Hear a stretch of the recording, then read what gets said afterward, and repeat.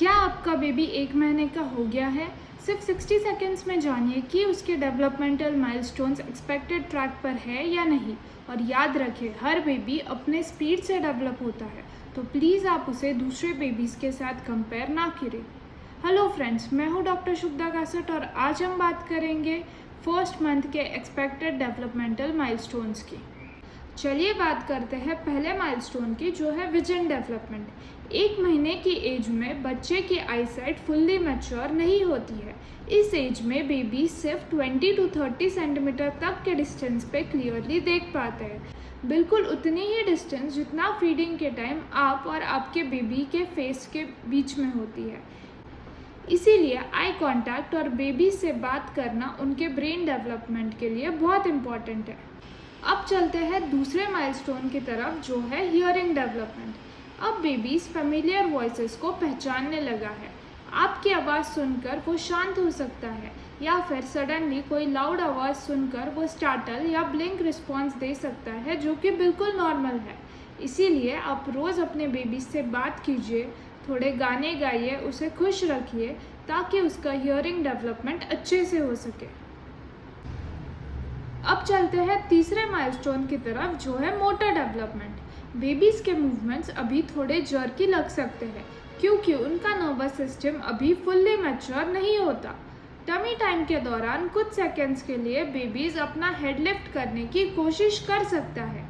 कुछ मिनट्स के लिए रोज़ सुपरवाइज टमी टाइम देना बहुत ज़रूरी है, ताकि उनका मोटर कोऑर्डिनेशन अच्छे से डेवलप हो और उनके मसल स्ट्रॉन्ग बने। अब चलते हैं चौथे माइलस्टोन की ओर, जो है social and emotional development. Babies अभी इंटेंशनली स्माइल नहीं करता है, लेकिन आपकी वॉइस, टच और कडल उनको कंफर्ट फील कराती है।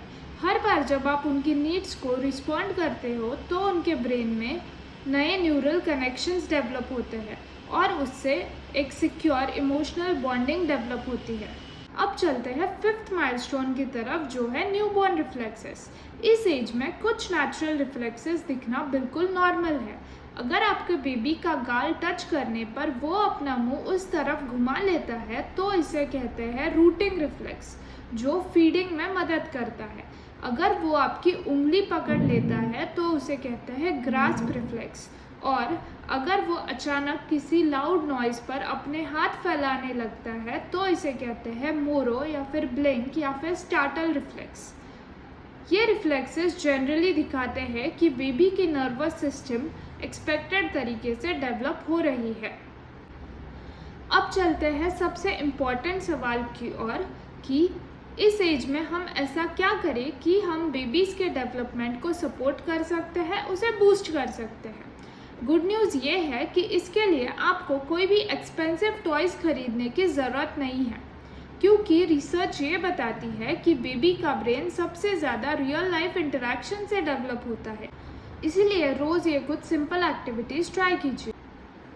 रोज़ 3 to 5 मिनट्स तक सुपरवाइज टमी टाइम देना बेबीज़ के मोटर डेवलपमेंट के लिए बहुत ज़रूरी है। स्किन टू स्किन कॉन्टैक्ट कीजिए, जो बेबीज़ को इमोशनल बॉन्डिंग और सोशल बॉन्डिंग डेवलप करने में मदद करता है। फीडिंग के दौरान आई कांटेक्ट कीजिए और बेबी से बात कीजिए। डायपर चेंज करते वक्त हमेशा फेस पे स्माइल रखिए और बेबीज़ के साथ इंटरैक्ट कीजिए। रोज़ बेबीज़ को लुलाबीज या फिर कोई नर्सरी राइम्स गा के सुनाइए। Black and white flash cards या फिर सिंपल हाई कॉन्ट्रास्ट पैटर्न्स दिखाइए, क्योंकि इस एज में बेबीज़ उसको अच्छे से देख पाता है। याद रखिए, आपका फेस, आपकी वॉइस और आपका टच ही बेबी के लिए सबसे पावरफुल डेवलपमेंटल टॉय है। अब बात करते हैं सबसे इम्पॉर्टेंट टॉपिक के बारे में, जो है रेड फ्लैग्स, कि कब आपको आपके पीडियाट्रिशियन से कंसल्ट करना ज़रूरी है। हर बेबी अपने स्पीड से डेवलप होता है, लेकिन कुछ साइंस ऐसे होते हैं जिन्हें इग्नोर नहीं करना चाहिए।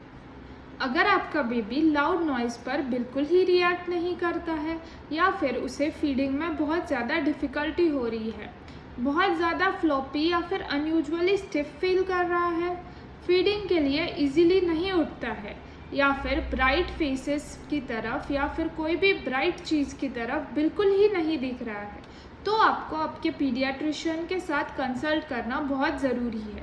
ज़्यादातर केसेस में सब कुछ बिल्कुल नॉर्मल होता है, लेकिन अर्ली असेसमेंट से अगर कोई प्रॉब्लम है तो उसका ट्रीटमेंट भी बहुत जल्दी हम शुरू कर सकते हैं। इसमें से कितने माइलस्टोन्स आपके बेबी ने अचीव किए हैं? कमेंट्स में ज़रूर बताइए और इस वीडियो को सेव कीजिए और हमारे चैनल को लाइक, फॉलो और सब्सक्राइब करना मत भूलिए। और मिलते हैं बेबी माइलस्टोन सीरीज़ पार्ट 2 में, जिसमें हम सेकेंड मंथ बेबी माइलस्टोन्स के बारे में डिस्कस करेंगे।